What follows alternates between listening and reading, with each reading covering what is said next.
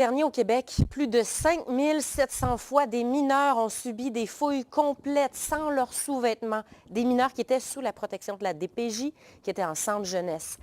La Commission des droits de la personne trouve que ce nombre est effarant. Et d'ailleurs, la région est l'une de celles où il se fait le plus de fouilles complètes à la DPJ, 747 l'an dernier.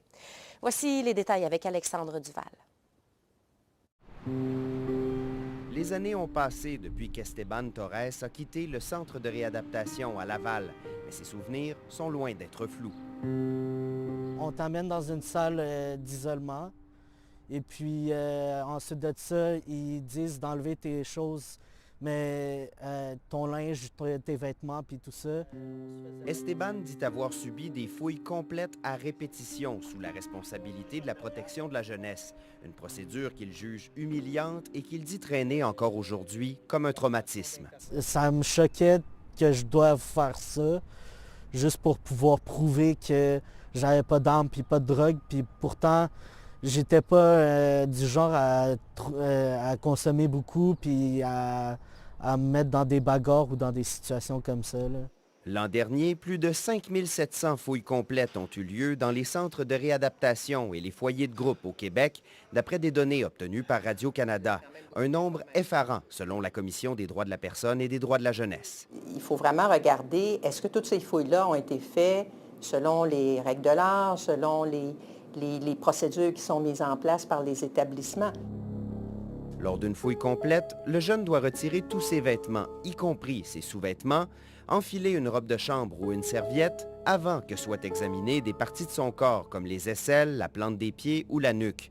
Même si la nudité du jeune n'est jamais exposée, la Commission des droits juge qu'il s'agit d'une procédure intrusive qui doit rester exceptionnelle et surtout fondée sur des motifs raisonnables. Pour ces jeunes-là, le centre de réadaptation, ça devient leur maison. Alors, c'est un endroit où, normalement, on devrait pouvoir avoir le respect de sa vie privée, de son intégrité.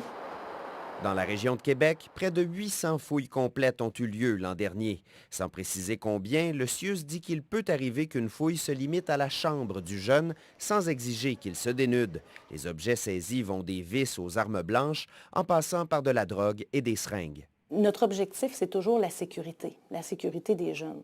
À l'intérieur de ces murs, la réalité n'est pas toujours facile. Certains jeunes purgent une peine en vertu du système de justice pénale pour adolescents, d'autres ont des comportements autodestructeurs. Je vais vous donner un exemple. J'ai une jeune qui s'automutile de façon très importante. Je vais m'assurer qu'elle n'ait pas d'aiguille sur elle. C'est pas un objet illégal. Mes autres jeunes pourraient avoir des aiguilles puis ils coudent. Il n'y en a pas de problème avec les aiguilles. Mais dans son cas, à elle, c'est un problème. Les données démontrent toutefois qu'une minorité de fouilles mène à une saisie d'objets.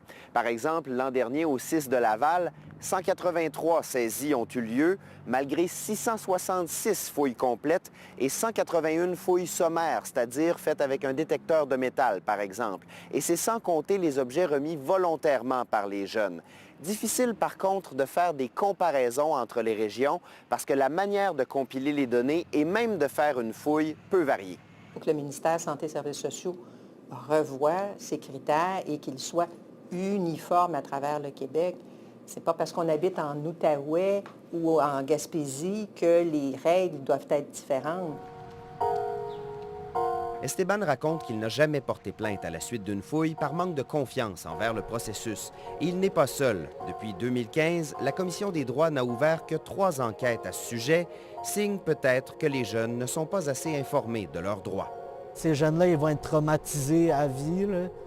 Puis je trouve ça dommage parce que des fois, ça les empêche d'avancer, puis c'est des traumatismes qui ne sont pas réglés. S'il souhaite que le recours aux fouilles soit mieux encadré, Esteban espère surtout que les jeunes soient davantage crus lorsqu'ils jurent ne rien avoir en leur possession. Ici Alexandre Duval, Radio-Canada, Québec.